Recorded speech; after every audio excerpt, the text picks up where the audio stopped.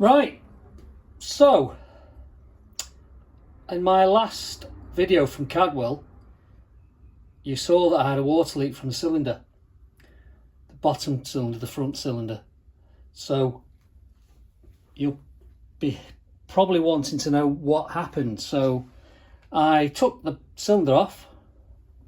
There's a cylinder with the head. Don't waste head gaskets because I've got, as a side thing, O-ring heads. So outer O-ring, inner O-ring, and that means you can take the head on and off as many times as you want. So I'll come back to the head, but as you can see from the piston, there's a bit of damage. So what's the first found for the water leak was the base gasket had indeed failed. But on further inspection, obviously taking the cylinder off, saw the base gasket had failed. I found this. So a bit of the piston skirt has snapped off, which in turn has rattled around before it's been expelled through the exhaust and damaged that face bottom edge of the piston. Thankfully no seizure, and as you saw, the bike was running fine. A little bit of a seizure on the front, but that might have been just as the stuff was getting expelled out of the cylinder. And some considerable damage to the top, some markings around the edges, bit of chips away on the corner. So it's rendered this piston scrap, as you might imagine. And yeah, go back to the head. One little chunk out there and a couple of minor marks. Not going to affect how the bike runs, to be honest. That chunk out's not great, but it'll be fine. It'll be fine. So obviously, as it's a 325, you RGV people out there will realise how much bigger that piston is. So they take 4mm off the bore, so the piston's actually 8mm bigger across. They are out of a KTM ECX, I think ECX or ETX 200.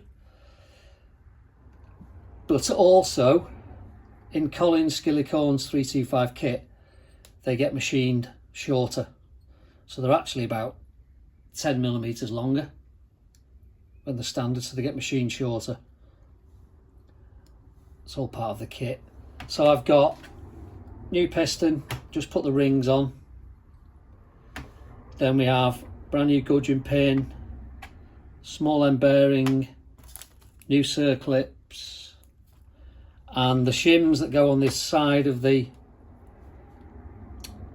small end bearing, because inside the piston is a bit wider, you have to put two shims on like that, as you can see. So two either side.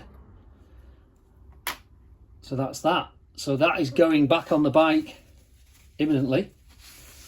I've replaced the rings, the other piston. I took the other cylinder off anyway, because I thought if this has done this damage, let's just best check the other one while that cylinder's out. So the other piston's perfect. I've just put new rings on it. So there's the box, piston ring set, KTM. So you get one ring in each box, so I've got two sets. I think they're £21 from Grampian in Liverpool. Yeah, they were £21, so really cheap. So all in all, the bike's getting a bit of a top end refresh. But it's not a bad practice. I think it's cost me about 150 quid all in. Piston kit, new O-rings. There's the O-ring for the inner. That goes in. Oops. That goes in on the inner. They're Vuitton rings. And then the outer ring under less pressure, so you can reuse that. And yeah, replace the gudgeon pin because that's the old one. But you can just about feel the grooves in it. And that's it. So I'm just about to build that up now.